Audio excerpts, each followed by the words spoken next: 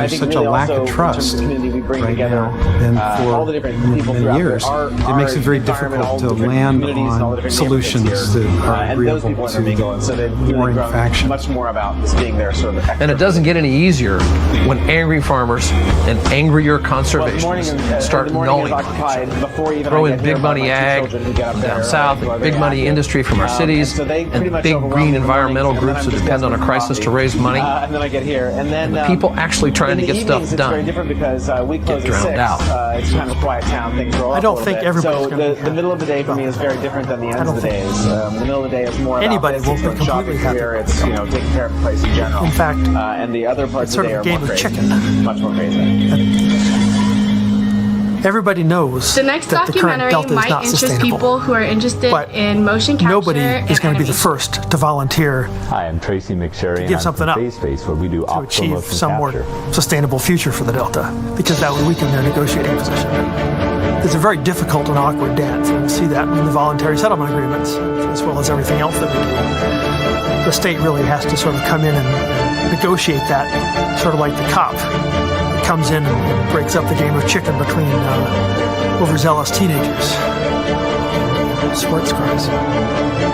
California's enduring dilemma is water.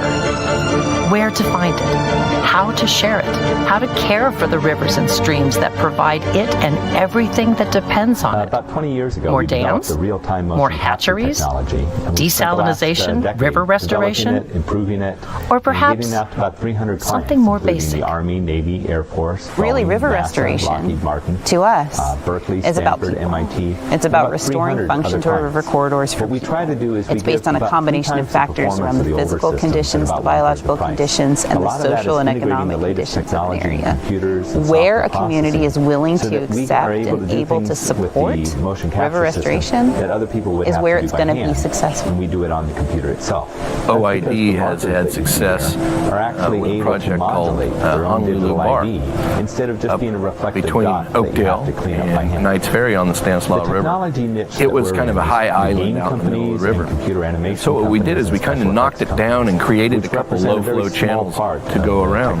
By creating those low-flow channels, you created more spawning areas for salmon that run our river.